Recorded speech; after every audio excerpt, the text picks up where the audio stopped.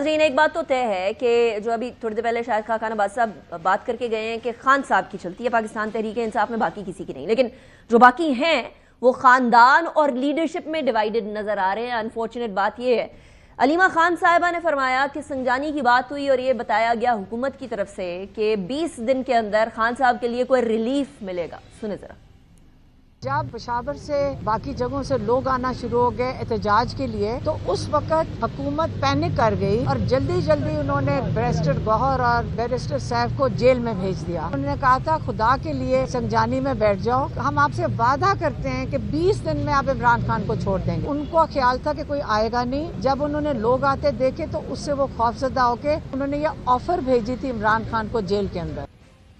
اب اس بات کی تردید آ گئی ہے بیرسٹر گوہر صاحب کی طرف سے۔ اس سے پہلے بھی علیمہ خان اور بیرسٹر گوہر کے آپس کے تلخ کلامی کی رپورٹس میڈیا نے باقاعدہ خود دیکھی اور وہ بھی رپورٹ کیا۔ مروت صاحب ہمارے ساتھ موجود ہیں، شیر افضل مروت صاحب، thank you very much for joining me in the program, Pakistan Tehreek Insaf کی سینئر رہنما۔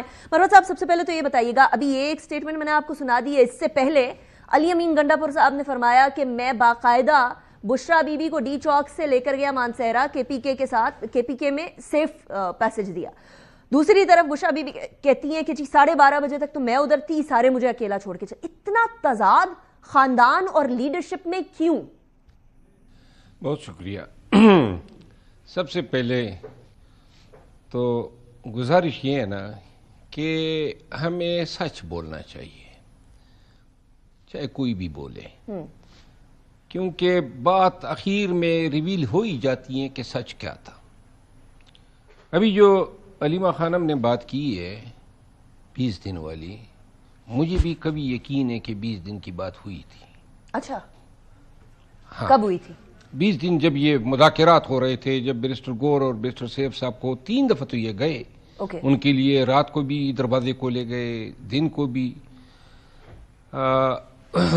اب بات یہ ہے کہ لیڈرشپ جو ہیں اپنے مصلحتوں کے تحت پورا بیانیہ یا پورے حقائق شیئر نہیں کرتے ہیں۔ مصلحتیں ہوتی ہے، کمٹمنٹس ہوتی ہے، آگے کا انہوں نے سوچا ہوتا ہے۔ میرا خیال یہ ہے کہ خان صاحب کی فیملی کی طرف سے جو بیانات آ رہے ہیں وہ قیادت کو بھی جو ہے شدید اضطراب کا جو ہے شکار کیا ہوا ہے۔ کوئی فائدہ نہیں ہے ان بیانات سے۔ کن بیانات سے؟ وہ جو لیڈرشپ کی طرف سے آ رہے ہیں یا وہ جو خاندان کی طرف سے آ رہے ہیں؟ کہ لیڈرشپ کی جرات ہی نہیں ہو سکتی ہے کہ خان کی فیملی پہ کوئی بیان داغے۔ بشرا بی بی نے جو بیان دیا کہ جی مجھے سب نے تنہا چھوڑا، انفارچونیٹلی یہ علی امین خان نے اپنی جان پہ کھیل کے پشاور سے روانگی سے لے کر دوبارہ پشاور پہنچانے تک 1 منٹ کے لیے اس کو اکیلا نہیں چھوڑا۔ تو بشرا بی بی نے غلط بیانی سے کام کیوں کیا؟ وہ تو میں نے خود اپنے پروگرام میں چلا دیا تھا، ویڈیو کا سٹیمپ ہے، ٹائم سٹیمپ ہے 11:57 کے اوپر، گاڑی تبدیل ہو رہی ہے G8 میں۔ صرف گاڑی نہیں، گولیاں کھائی، 3 گاڑیاں اس کی بلٹ پروف کنڈم ہوئی، جتنے حملے ہوئے۔ بشرا بی بی نے بھی جرات کا مظاہرہ کیا، لیکن یہ سوال ہی پیدا نہیں ہوتا ہے، ہم تصور ہی نہیں کر سکتے ہیں کہ کوئی ان کو چھوڑے گا۔ تو غلط بیانی کیوں نہیں، میرا خیال ہے کہ وہ نہیں، بشرا بی بی اس میں کوئی شک نہیں ہے کہ وہ ڈی چوک سے جانا ہی نہیں چاہتی تھی۔ وہ اس وقت بھی علی امین خان کو کہہ رہی تھی ان کو روکو، یہ جو ورکر اپنی جان بچانے کے لیے ادھر ادھر ہو رہے تھے۔ بیسیکلی یہ جو اس بیان کا اس طرح ہی ہم اس کو انڈرسٹینڈ کر سکتے ہیں کہ شاید اس کی مراد یہ تھی کہ میں چاہتی تھی لیکن میں اکیلی رہ گئی، کیونکہ نہیں، وہ 12:30 بجے تک میں ادھر تھی یہ بولا۔ اور یہ بات ذرا میرے لیے مشکل ہے ماننا مروت صاحب آپ کی کہ ورکر ادھر ادھر ہو رہا تھا جان بچا رہے کہ ورکر تو کھڑا ہوا تھا، انہوں نے تو کنٹینر کو گھیرا ہوا تھا کہ یہ لوگ کہیں نہ چلے جائیں، لیڈرشپ کہیں نہ چلے جائے۔ یہ کنٹینر میں تو نہیں تھے نا، کنٹینر تو بیسیکلی لے گئے نہ معلوم، پھر انہوں نے کنٹینر کو آگ لگا دی اور بجلیاں بجھا دی۔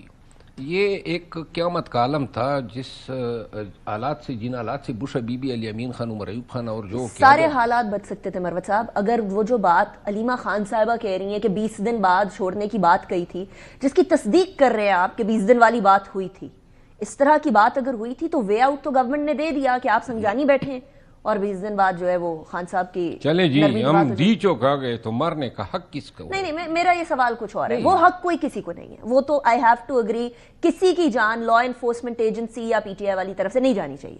ایبسولوٹلی ناٹ، کوئی طریقہ ہی نہیں ہونا چاہیے. لیکن کیا یہ راستہ دیا گیا تھا، وے آؤٹ دیا گیا تھا؟ میرے خیال ہے یہ پروپوزل آئی تھی، خان کو بھی پیش ہوئی تھی، اور یہ اعتماد کا فقدان تھا. قیادت جو ہے گورنمنٹ کو ٹرسٹ نہیں کر رہی تھی. باقی بات یہ ہے کہ اگر ورکرز جو ہیں وہ ڈی چوک آ گئے تو اس کا یہ مطلب ہے کہ ریاست بندوق جو ہے نہایت عوام پہ چلائے.